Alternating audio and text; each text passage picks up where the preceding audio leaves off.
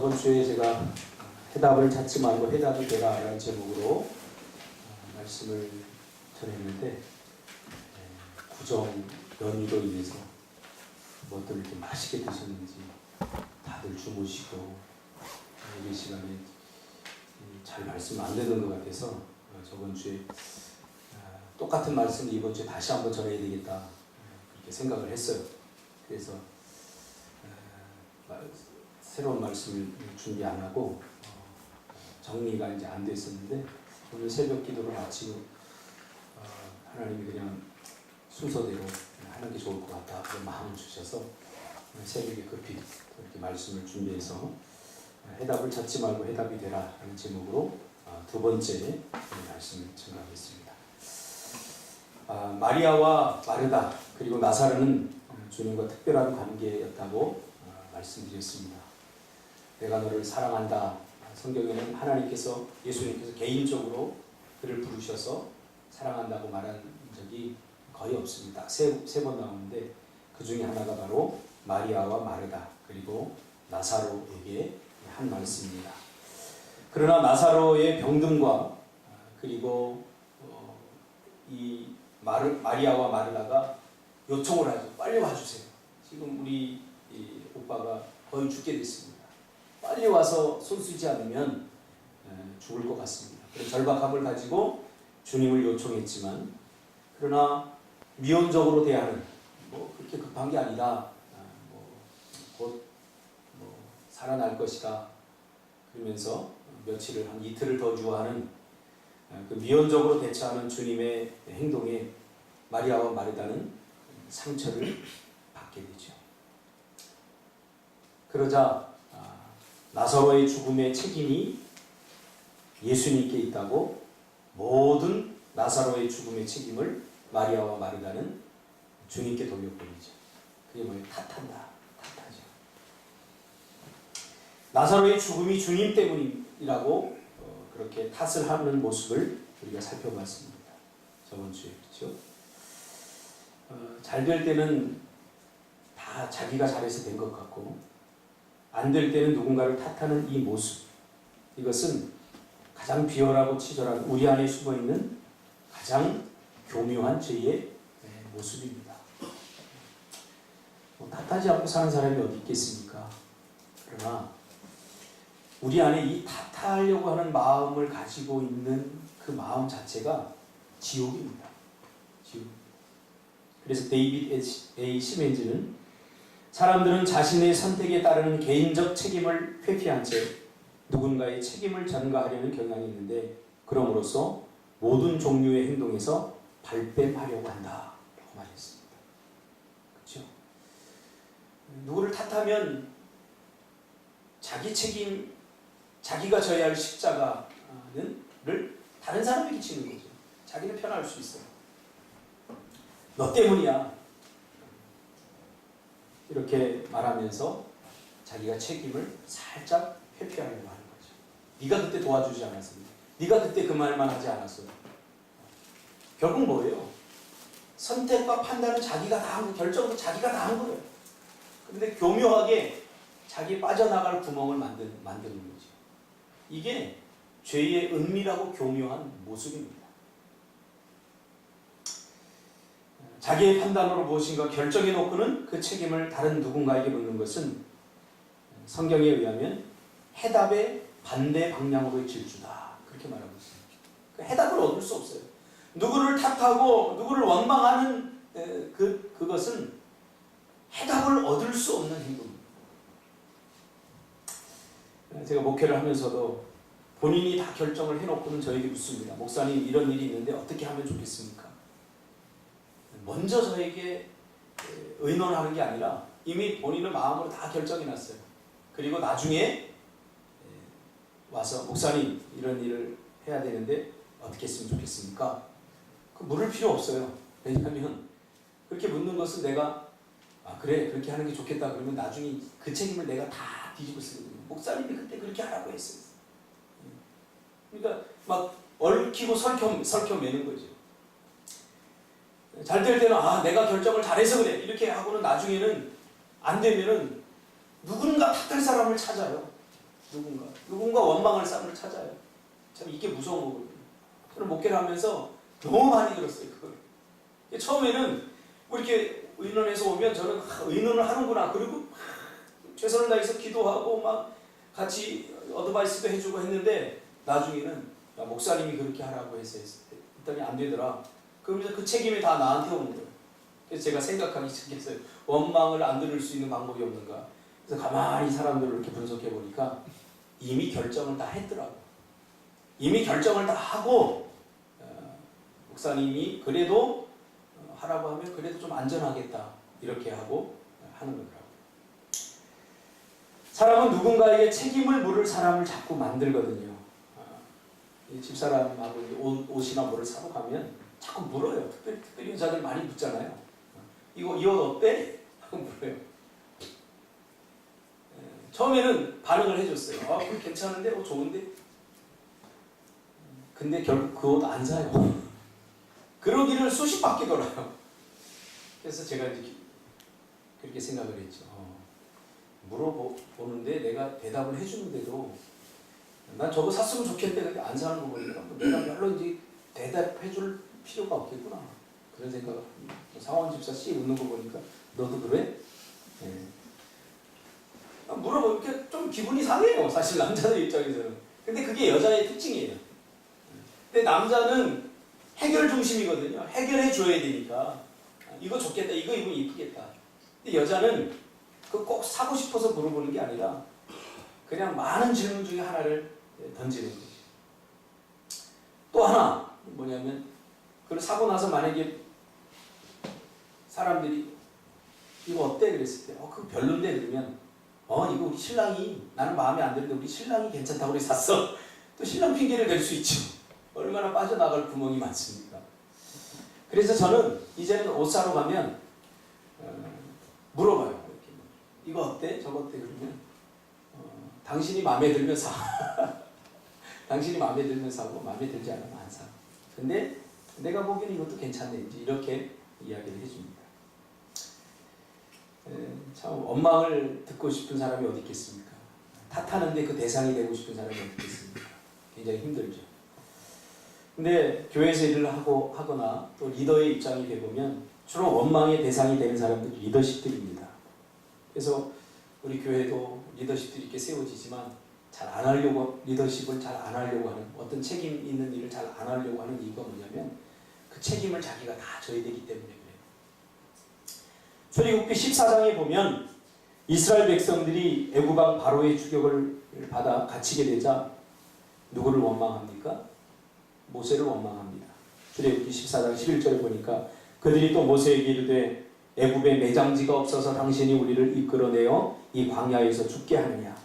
어찌하여 당신이 우리를 애굽에서 이끌어내어 우리에게 이같이 하느냐? 우리가 애굽에서 당신에게 이른 말이 이것이 아니냐? 이르기를 우리를 내버려 두사 우리가 애굽 사람을 섬길 것이라 하지 아니하더냐? 애굽 사람을 섬기는 것이 광야에서 죽는 것보다 낫겠노라. 참 모세가 얼마나 억울하겠어요. 가나안의 비전을 던져주고 너희들 이제 더 이상 종살이 안 해도 된다. 하나님께서 너희들을 자유민이 되게 할 것이고 너희들에게 가나안이라고 하는 새로운 땅을 하나님께 주실 거야. 이렇게 말했을 때 이스라엘 백성들이 얼마나 감동하고 감격해서 더 이상 종으로 살지 않아도 되는구나. 그러면서 모세를 따라 나섰습니까? 근데 이게 문제예요.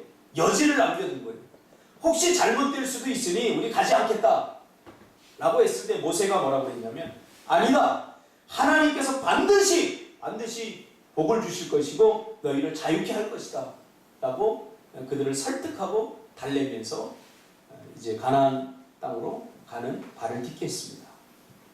그런데 뒤에는 바로의 군대가 따라오고 앞에는 홍해가 갇히니까 이스라엘 백성들이 이제 누구 탓을 하는 거예요? 모세 탓을 하는 거예요. 네가 충동질해서 그런 거야. 네가 그때 그 말만 하지 않았어도 우리는 광야에서 죽지 않을 것이다. 차라리 우리가 종으로 살도록 내버려 두지. 네가 뭔데 내 인생에 관여해서 이렇게 하느냐 하면서 모세를 탓하고 원망하게 되죠. 오늘 본문으로 다시 들어가 보면 마리아와 마르다 중에 특히 마리아의 상처가 더 깊죠. 왜 그래요? 마리아는 예수님을 정말로 사랑했거든요. 더 많이 사랑했거든요. 심지어 수천만 원짜리 향유를 깨서 주님의 발을 씻겨 드리면서 자신의 사랑을 표현할 정도로 주님을 뜨겁게 사랑했어요. 항상 두 사람 중에 더 많이 사랑하는 사람이 상처를 더 많이 받습니다. 이건 진리고 사실입니다. 사실 우리가 주님을 섬기면서 우리가 받는 상처보다 주님이 받는 상처가 더 깊습니다. 그걸 알아야 돼요. 두 사람 중에 더 많이 사랑하는 사람이 상처가 깊습니다. 오늘 마리아가 그런 거죠. 그래서 사람들은 상처받지 않기 위해서 뭐든지 적당히 하려고 한다고 제가 얘기했습니다. 그래서 제가 노희경 작가의 책의 일부를 소개했습니다. 다시 한번 소개해 주려고 합니다. 나는 한때 나 자신에 대한 지독한 보호 본능에 시달렸다. 사랑을 할 땐 더더욱 그랬다. 사랑을 하면서도 나 자신이 빠져나갈 틈을 여지없이 만들었던 것이다. 가령 죽도록 사랑한다거나 영원히 사랑한다거나 미치도록 그립다는 말은 하지 않았다. 내게 사랑은 쉽게 변질되는 방부제를 넣지 않은 빵과 같고 계절처럼 반드시 퇴색하며 늙은 노인의 하루처럼 지루했다. 책임질 수 없는 말은 하지 말자. 내가 한 말에 대한 책임 때문에 올가미를 쓸 수도 있다. 가볍게 하자, 가볍게. 보고는 쉽지 라고 말하고 지금은 사랑해 라고 말하고 변할 수도 있다고 끊임없이 상대와 내게 주입시키자. 그래서 헤어질 땐 울고불고 말고 깔끔하게 안녕. 나는 그게 옳은 줄 알았다. 그것이 상처받지 않고 상처 주지 않는 일이라고 진정 믿었다. 그런데 어느 날 문득 드는 생각. 너 그리 살아 정말 행복하느냐? 나는 행복하지 않았다. 죽도록 사랑하지 않았기 때문에 살 만큼만 사랑했고 영원을 믿지 않았기 때문에 언제나 당장 끝이 났다. 내가 미치도록 그리워하지 않았기 때문에 아무도 나를 미치게 보고 싶어 하지도 않았고 그래서 나는 행복하지 않았다. 사랑은 내가 먼저 다 주지 않으면 아무것도 주지 않았다. 버리지 않으면 채워지지 않는 물장과 같았다. 내가 아는 한 여자, 그 여자는 매번 사랑할 때마다 목숨을 걸었다. 처음엔 자신의 시간을 온통 그에게 내어주고 그 다음엔 웃음을, 그 다음엔 미래를, 그 다음엔 몸을, 그 다음엔 정신을 내주었다. 나는 무모하다 생각했다. 그녀가 그렇게 모든 걸 내어주고 어찌 버틸까 염려스러웠다. 그런데 그렇게 자신을 다 내어주고도 그녀는 쓰러지지 않고 오늘도 해맑게 웃으며 연애를 한다. 나보다 충만하게. 그리고 내게 하는 말. 나를 버리니 그가 오더라. 그녀는 자신을 버리고 사랑을 얻었는데 나는 나를 지키느라 나이만 먹었다. 사랑하지 않는 자는 모두 유죄다. 자신에게 사랑받을 대상 하나를 유기했으니 변명의 여지가 없다. 속죄하는 기분으로 이번 겨울도 난 감옥 같은 방에 갇혀 반성문 같은 글이나 쓰련다. 참 성경은 아니지만 우리에게 깊은 통찰력을 주는 그러한 한 작가의 고민인 것 같아요. 뭐든지 우리는 더 많이 손해보고 더 깊이 상처받는 것을 하지 않으려고 합니다. 그래서 뭐든지 좀 적당히 하려고 해요. 인생 그렇게 살아도 돼요. 근데 신앙생활은 그렇게 하면 안 돼요. 신앙생활. 교회도 이렇게 하다 보면 더 많이 헌신하고 더 많이 수고하는 사람들이 우리가 원하는 모습대로 하나님의 복을 누리지 못하는 것을 자기가 느끼고 또 사람들이 느끼는 것을 보면서 그저 적당히 해야 되겠다. 그렇죠? 저도 학교에서 가면은 우리 고등학교 때 공부를 열심히 하는 애들이 상처를 많이 받아요. 왜? 공부 열심히 하는데 성적이 안 오르거든요. 그럼 주변에서 뭐라고 그러는 줄 아세요? 야, 쟤는 매일 정말 열심히 하는데 왜 저렇게 성적이 안 오를까? 그래서 대부분의 사람들이 어디서 공부하는 줄 아세요? 학교에서는 놀고 집에 가서 공부합니다. 이게 얼마나 위선된 거예요. 학교에서 공부해야지 또. 학교에서. 그리고는 학교에 오면은 이게 놀아요. 놀아요. 우리 다른 애도 공부하는 애도 머리 툭툭 치면서 야, 너 공부 열심히 하는데 왜 이렇게 성적이 안 올라? 나는 공부도 안 하는데 나는 성적이 오르는데. 그러면서 너 머리 나쁜 거야. 기죽이지. 사실은 집에 가서 죽도록 공부하는 거죠. 뭔가 포장된 삶, 뭔가 진실하지 않는 삶. 그렇게 살도록 세상은 우리를 강요하고 있죠. 그래서 열심히 공부하는 것을 뭔가 부담을 갖고 책임감을 갖게 되는 거죠. 신앙생활도 마찬가지. 왜 우리가 기도하냐? 기도하면 하는 대로 사람들이 막 응답받고 막 하나님의 복을 누리고 그것을 우리의 눈으로 보면 여기 기도하지 않을 사람 한 사람도 없어요. 지금 여러분은 혼란에 빠져 있는 거예요. 어떤 혼란? 기도하는데도 잘 안 되는데 뭐. 열심히 수고하고 헌신하는데 더 어려운데 뭐. 내가 그렇게 굳이 할 필요가 있겠어? 뭔가 지금 이 혼란에 빠져, 영적 혼란에 빠져 있는 거예요.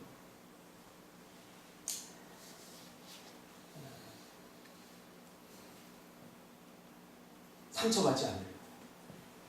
사랑한다. 영원히 사랑해. 근데 헤어질 수도 있으니까 지금은 내가 너를 너무 사랑해. 근데 나중에는 어떻게 될지도 몰라. 여지를 남겨두지. 내가 지금 믿음이 좋아. 나중에는 어떻게 될지. 이게 참 지혜롭고 이게 참 멋진 것 같은데 성경은 그것이 신앙이 아니라고 말합니다. 항상 여지, 도망갈 자리를 마련해 두는 거. 이야기할 때도 마찬가지. 사랑은 사랑이죠. 내가 나중에 헤어지더라도 지금 최선을 다해야죠. 내가 죽도록 사랑해 드려야죠. 그래야 그도 나를 죽도록 사랑할 수 있는 거죠. 생각해 보세요. 사모님 집사, 우리 민지한테 내가 지금은 사랑하는데 나중에는 어떻게 될지도 몰라. 그러면서 고백했나요? 그렇게 하면 사랑이 이루어지지 않아요. 신앙도 마찬가지고 믿음도 마찬가지입니다. 왜 그래요? 상처 때문에 그래요. 내가 손해보지 않으려고. 그러나 성경이 우리에게 주는 답은 뭐냐면 상처가 답이라고 말해요. 상처가 답이다. 왜 그러냐? 왜 상처가 답이냐면 주님은 누구의 상처를 감싸줍니까? 누구의 문제를 해결해 주십니까? 주님은 누구의 눈물을 닦아줍니까? 이사야서를 자세히 한번 읽어보세요. 주님이 누구의 상처를 감싸주고 누구의 문제를 해결해주고 누구의 눈물을 닦아줍니다. 주님을 죽도록 사랑하다가 상처받은 사람들의 상처를 주님은 감싸주셔요. 주님을 위해 죽도록 헌신하다가 손해본 사람들의 가슴 아픈 것을 하나님께서 위로해 주셔요. 괜히 자기 애에 붙들려서 자기 마음대로 살다가 자기 뜻대로 살다가 받은 상처, 주님이 절대로 그런 상처는 감싸주지 않아요. 주님을 위하여, 교회를 위하여, 하나님의 영광을 위하여 죽도록 고생하고 헌신하다가 받은 상처, 그 상처의 위로는 주님이 해주신다고 말해요. 이제 주님이 적극적으로 이들의 문제에 개입을 하십니다. 자, 주님은 내가 원하는 때, 내가 원하는 시간이 아니라 주님의 때까지 기다리십니다. 우리가 신앙생활 하면서 이 타이밍을 잘 잡을 필요가 있어요. 우리는 항상 내가 원하는 시간에 주님 해주셔야 됩니다. 내가 원하는 그때에 주님 해주셔야 됩니다. 그러면서 주님을 막 협박합니다. 지금 마리아와 마르다가 뭐라고 그랬어요? 지금 와야 됩니다. 지금 오지 않으면 큰일 납니다. 지금 해결해 주세요. 라고 말했지만 주님은 때가 아니었어요. 아직. 오늘 우리가 읽은 것처럼 하나님께 감사하잖아요. 내 말대로 하나님 해주셔서 고맙습니다. 전도서 3장 1절에 보면 범사의 기한이 있고 천하 만사가 다 때가 있나니, 그러면서 때와 기한은 모두 하나님의 손에 달려 있다고 전도서 3장 1절 이하에서 말하고 있지 않습니까? 그러므로 때를 하나님의 손에 맡기시기를 바랍니다. 때를 맡겨야 돼요. 하나님 지금 이때까지 해줘야 돼요. 반드시 응답해 줘야 돼요. 그러면서 막 금식 기도하면서 하나님을 협박하고 그러면 안 돼요. 그건 신앙이 아니에요. 그러다 상처받는 거예요. 그러다 잘못되는 거예요. 그러다 오버 현상이 일어나는 거예요. 하나님의 때를 기다릴 줄 알아야 돼요. 기다리는 것이 굉장히 중요해요. 심을 때가 있고 거둘 때가 있고, 거둘 때가 있으면 심을 때가 있습니다. 전도서 3장 1절을 읽어보세요. 그 때에 대해서 자세히 기록하고 있어요. 모든 때에 대한 타이밍, 주시는 것, 거둬가시는 모든 것들이 다 하나님의 타이밍에 의해서 결정이 되는 거예요. 그러니까 내가 때를 정하고 내가 뭔가를 하나님 앞에 요구하는 것은 하나님을 협박하는 사건이 아니겠습니까? 우리 그저 기다려야 되는 거죠. 이것이 바로 신앙입니다. 마리아와 마르다가 그 하나님을 예수님을 뜨겁게 사랑하고 그리고 믿음이 좋았던 마리아와 마르다가 언제 무너졌습니까? 때를 자신들이 정하는 순간 무너져 버리게 되는 거죠. 그리고 깊은 상처와 절망에 빠지게 되는 거죠. 때를 정하는 것은 하나님의 영역입니다. 주님이 죽은 나사로가 이제 장사되어진 무덤으로 갑니다. 가보니까 무덤은 큰 돌로 막혀 있었고 39절에 마르다가 말합니다. 주님, 죽은 지 이미 나흘이나 됐어요. 나흘. 4일이나 지났어요. 벌써 냄새가 납니다. 큰 돌로다가 그 무덤의 문을 막았는데 그럼에도 냄새가 새어나올 정도로 시신이 이미 부패했다는 거예요. 부패. 이들은 뭐라고 말하는 겁니까? 이미 끝났습니다. 이미 끝났습니다. 라고 선언하는 거죠. T.S. 엘리엇의 시에 보면 이런 귀절이 나옵니다. 하나님은 인간의 끝에서 시작하신다. 인간의 끝에 하나님의 시작이 있다. 맞습니다. 진리입니다. 그러므로 내가 함부로 그만 끝이라고 말해서는 안 됩니다.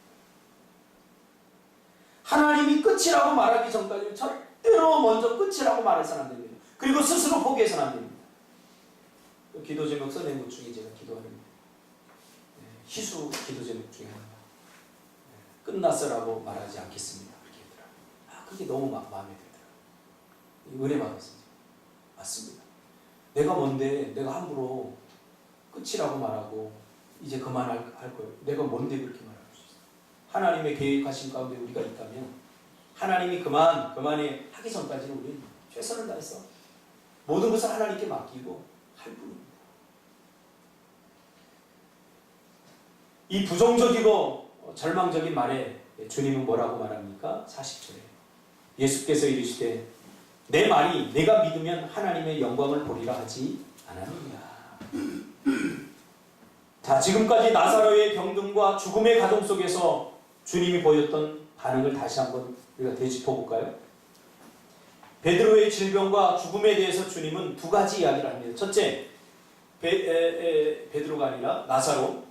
이 나사로의 병듦과 죽음은 하나님의 영광을 위한 것이고 4절에 나오죠.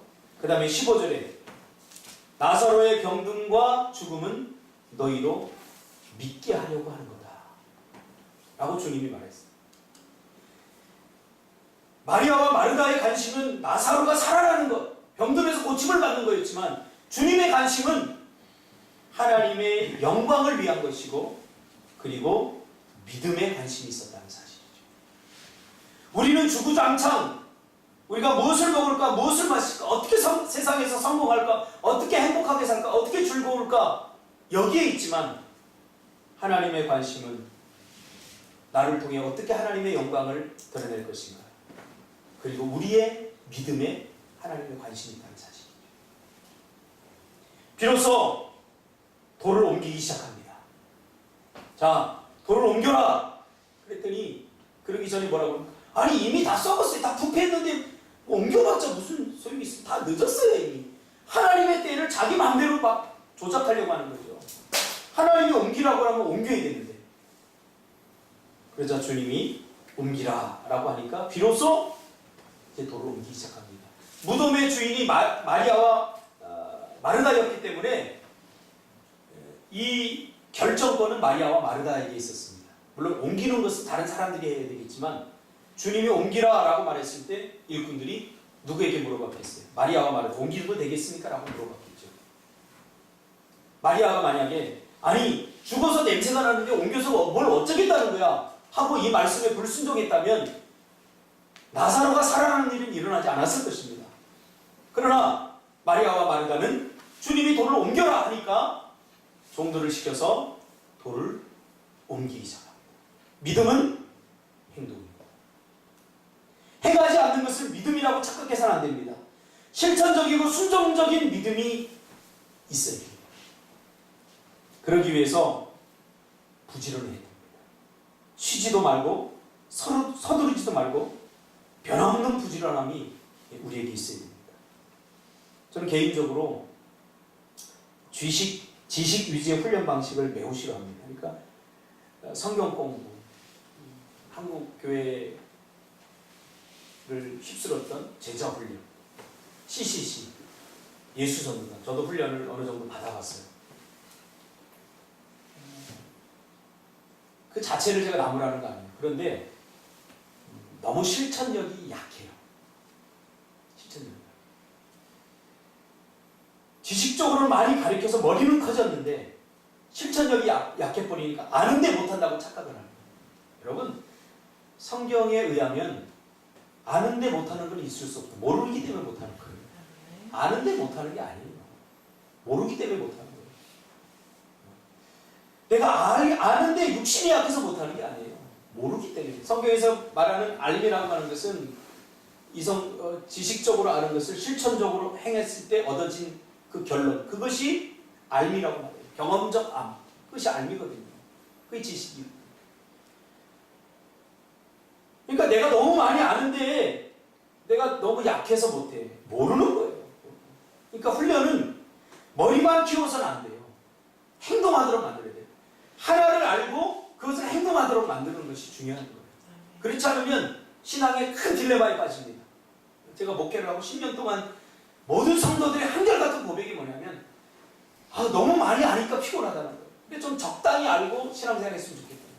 교회 와보니까 교회의 구조 또 성경 말씀 다 읽으면 설교 제목 딱 잡으면 저거 어떤 설교인지 알아버리고 그래서 들어보지도 않고 그냥 자요. 오늘 목사님 또 똑같은 설교한다. 들어보지도 않고. 똑같은 설교 하는 거 아니거든요. 이게 뭐예요? 안다고 생각하고 착각하기 때문입니다. 그래서 머리는 크게 만들었고 굉장히 복잡하게 만들었습니다. 간단해요. 우리의 작은 인생의 문제들, 또 결정하고 결단해야 될 문제들을 우리가 어떻게 결정하고 있는가, 그걸 보면 알 수 있어요. 내가 신앙이 어떻게 훈련되죠.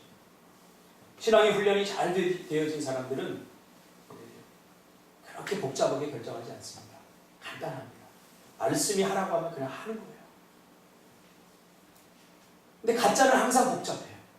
뭔가 자꾸 머리를 쓰고 이것저것 따져봐야 되고 막 경험을 봐야 되고 사람들의 말도 들어봐야 되고 그러니까 항상 복잡해요. 뭔가 결정할 때 항상 복잡해요.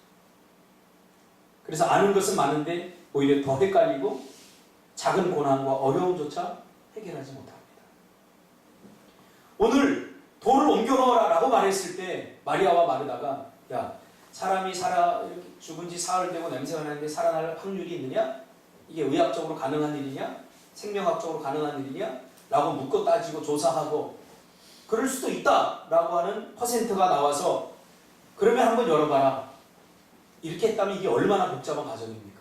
그러나 마리아와 마르다는 이제 뒤늦게 순종하기로 결정한 거죠. 그래서 돌을 치워버립니다.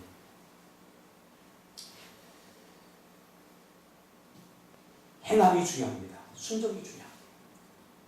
행하는 것이 성경은 믿음이라고 하지 머리로 아는 것을 믿음이라고 말하지 않습니다. 야고보 기자가 영혼 없는 몸이 죽은 것 같이 행함이 없는 믿음은 죽은 것이라. 그러니까 솔직해지세요. 그래 안 하면 모른다고 하세요. 나 몰라요. 하나님 가르쳐 주세요. 이게 더 은혜에 접근하기 쉽습니다. 괜히 아는데 못한다고 하면 자기 자존심 때문에 그런 거죠. 모른다고 하면 무식하다는 티를 낼 수 있잖아요. 자존심이 상하니까. 아는데 내가 못해. 알지만 안 해. 이렇게 되는 거예요. 모르는 거예요. 왜? 성경은 행하는 것이 믿음이라고 말합니다. 행하지 않는 것은 아직 믿지 못하고 의심하기 때문이죠. 그리고 주님은 그 돌을 치우자 무덤 속에 있는 나사로를 향해서 큰 소리로 나사로야 나오라 라고 외칩니다. 그때 나사로가 수족을 우리가 이제 사람 죽으면 배로 다 동이잖아요. 그렇죠? 하얀 천국다가 배로 동인 채 그대로 나왔다고 합니다. 그리고 그의 얼굴은 수건으로 쌓여 있었습니다. 예수님께서 말씀하십니다. 풀어놓아 다니게 하라. 인간이 해결할 수 없었던 유일한 문제, 사람이 모든 걸 다 할 수 있지만 딱 한 가지 못하는 거 있어요. 그게 뭐냐면 사람의 죽고 사는 문제를 인간이 터치할 수 없어요. 이건 신의 영역입니다. 그러나 하나님께서 죽은 자를 살리심으로써, 지금 죽은 나사로를 살리심으로써 더 이상 하나님이 해결하지 못할 일이 없다는 것을 거기에 모였던 많은 청중들이 이야기하는 거죠.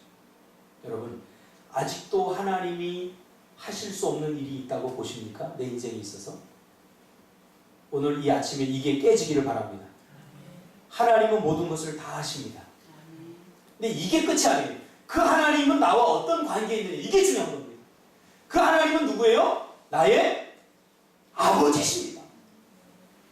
나를 위해서 죽기까지 하신 분이에요. 나를 위해서 다 주실 분이에요. 안 주실 것이 없어요. 예수님을 우리에게 줬다는 것은 더 이상 못 해줄 것이 없다는 거예요. 여러분, 이 신앙이 회복되기를 바랍니다. 이 신앙이 회복돼요. 우리가 믿는 것 같은데 사실은 잘 안 믿어요.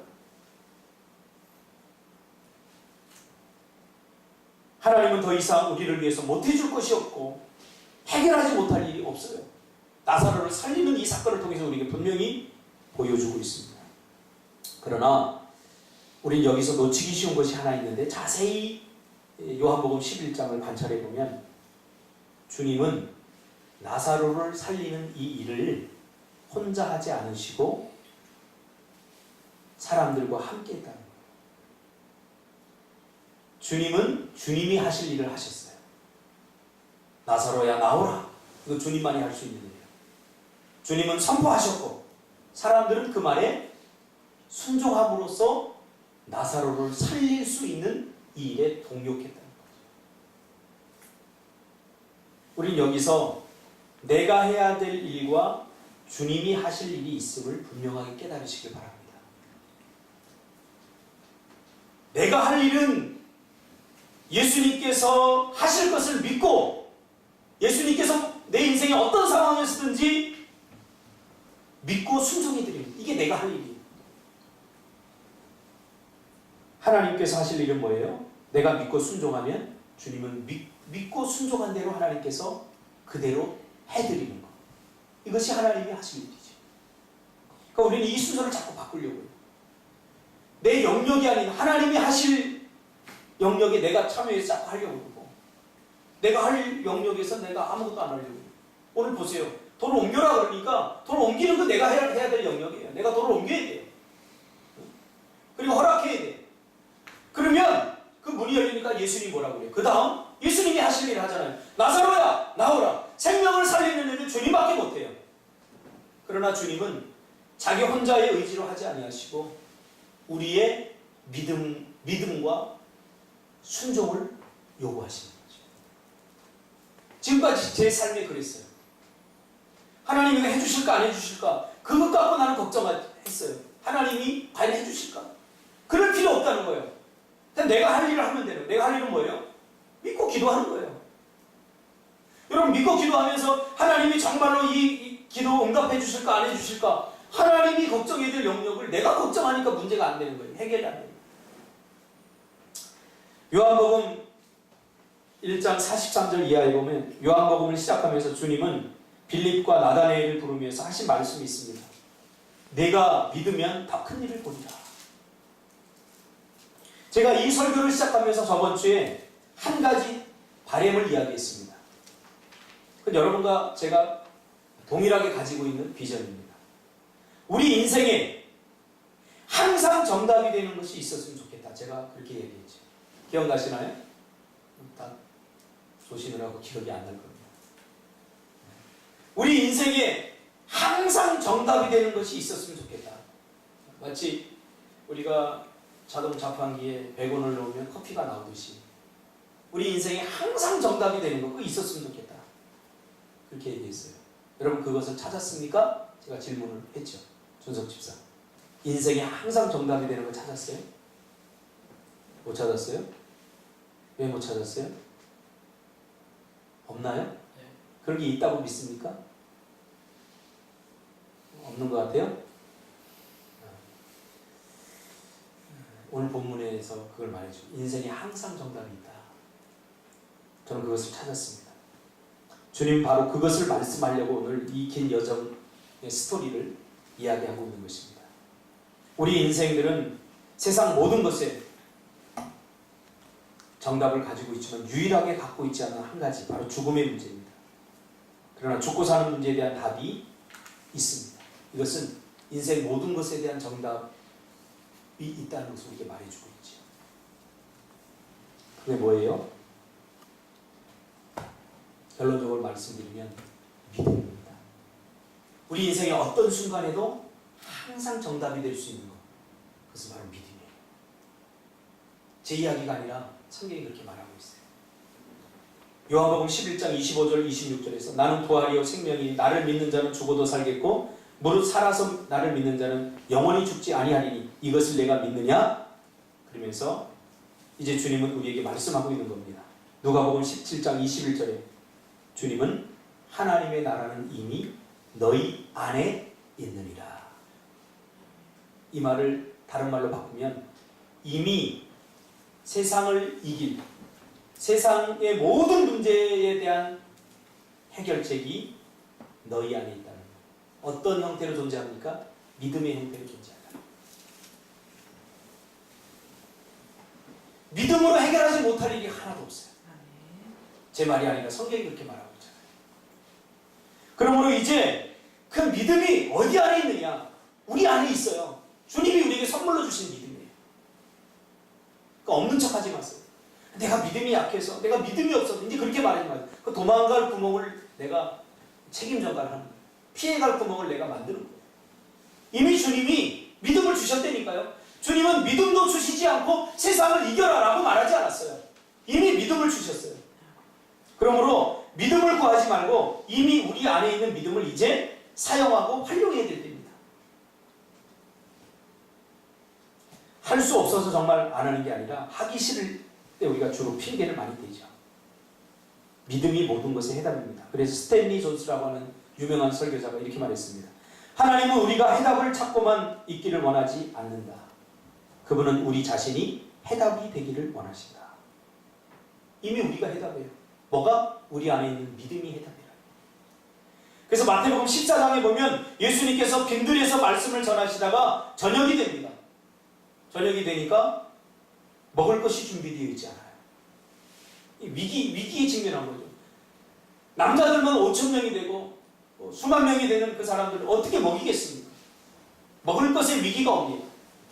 그때 제자들이 걱정스러운 표정으로 주님 더 캄캄해기 전에 저 사람들을 마을로 보내서 먹게 하죠 라고 말합니다. 그러면서 제자들이 한 이야기가 있어요. 이곳은 빈들이요 이미 때로 저물었습니다. 뭐예요? 불가능을 말하는 거예요. 빈들, 불가능을 말하는 거죠. 이미 저물었다. 기회가 지나갔다. 근데 주님이 뭐라고 합니까? 갈 거 없다. 마을로 저 사람들 보낼 거 없다. 너희가 먹을 것을 주라. 믿음은 선물입니다. 하나님께서 우리에게 주신 선물입니다. 제자들은 그 안에 이미 믿음이 있었음에도 불구하고 믿음이 있다는 사실을 인식하지 못한 거예요. 믿음은 언제 인식이 됩니까? 사용해 볼 때. 내가 가지고 있는 어떤 것을 사용하기 전까지는 이것의 가치를 알 수가 없듯이 믿음도 마찬가지입니다. 우리가 믿음대로 도전하고 믿음대로 시도해보기 전에는 내 안에 이 믿음이 얼마나 큰 능력이 되는지 우리가 잘 알 수 없다. 이미 여러분이 해답입니다. 여러분 안에 있는 믿음이 해답입니다. 할렐루야. 그 자꾸 도망갈 생각하지 마세요. 나는 믿음이 없어서 못해. 나는 능력이 없어서 못해. 이거 자꾸 책임 전가는 탓하는 거예요. 그래서 여러분 행복합니까? 핑계대고 탓하는 사람 치고 성공하는 사람 없어요. 그런 사람 치고 잘 되는 사람 없어요. 학교에서 선생님 공부 가르치고 열심히 가르치고 시험 봤는데 30점 맞았어요. 예린이 그럼 어떻게 해야 돼? 아, 내가 열심히 하지 않았구나. 내가 최선을 다해서 공부해야 되겠구나. 이렇게 해야 그 사람에게 미래가 밝은 거지. 선생님이 개떡같이 가르쳐서 시험 문제도 어렵게 내서 내가 이거 못한 거야. 선생님 핑계 대면 그때 당시에는 자기가 좀 기쁠 수 있지만 그 사람은 평생 그렇게 살아요. 선생님 탓하고 문제 탓하고 저 사람 탓하고 환경 탓하고 내가 가난해서 그래. 우리 집은 뭐 문제가 있어서 그래. 난 저 사람 때문에 불행해. 저 사람이 이 말만 하지 않았더라면 평생 그렇게 산다니까요. 왜 그렇게 살아요? 이제 버리세요. 이미 우리 안에 믿음이 있습니다. 할렐루야. 여러분의 인생은 여러분이 그리는 거예요. 그 믿음을 가지고 가나안 땅에 들어가서 우리가 사는 것은 자유롭게 사는 거예요. 이제 그 믿음을 활용하면서 살아야 되는 거예요. 무슨 말이죠? 해답을 찾지 말고 이제 내가 해답이 되라는 거예요. 이 세상에 유일하게 항상 어떤 일에도 모든 것에 해답이 되는 것은 믿음입니다. 요셉이 그랬죠. 요셉 보세요. 꿈 때문에, 하나님이 주신 꿈 때문에 깊은 상처를 받죠. 가족으로부터 버림을 받았죠. 그러나 하나님은 그렇기 때문에 그의 상처를 위로해 주시고 요셉을 세우셨습니다. 주님을 그저 대충 멀리서 따르려고 하지 마세요. 주님을 믿다가 받는 상처, 그것을 주님이 감싸주시는 거예요. 우리는 세상에 믿음이 없는 자들에게 항상 해답이 되어야 됩니다. 성경은 믿는 자들이 제시하는 해답의 역사 아니겠습니까? 요한일서 5장 4절 말씀으로 결론을 내리려고 합니다. 무릇 하나님께로부터 난 자마다 세상을 이기느니라. 세상을 이기는 승리는 이것이니 우리의 믿음입니다. 믿음은 자꾸 핑계대지 마세요. 목사님 때문에 힘들다고 하지 마세요. 환경 때문에 힘들다고 하지 마세요. 남편 때문에 불행하다고 생각하지 마세요. 아내 때문에 힘들다고 생각하지 마세요. 불행한 거예요. 지옥에 사는 사람. 믿음만 있으면 됩니다. 믿음으로 말하고 믿음으로 생각하고 믿음으로 판단하시기 바랍니다. 그리고 더 이상 믿음이 없다고 자꾸 도망다니지 마세요. 희수 안에 믿음이 있어 없어요? 있어. 희수가 여담으로 마지막으로 아주 현란한 데 가서 알바를 했어요. 조폭들의 세계 500평의 술집. 세상을 한 달 동안 호되게 경험하고는 이 믿음의 소중함을 다시 한번 깨달은 것 같아요. 믿음은 자꾸 활용할 때 가서 견디려고 성경책 읽고 말씀으로 살려고 하고, 이게 믿음을 활용하는 거예요. 아, 세상 이런 세상도 있구나. 내가 아무리 발버둥 쳐도 안 되는구나. 그러면서 이렇게 살아야지. 그게 아니에요. 오늘도 여러분 안에 믿음이 다 있습니다. 준석 집사 있어 없어? 그러니까 없는 척 해서 돼야 안 돼. 목사님 장 잡힐 때 못 본 척 하면 돼야 돼. 못 들은 척 하면 돼야 돼. 하나님과 보고 계셔. 기도하겠습니다.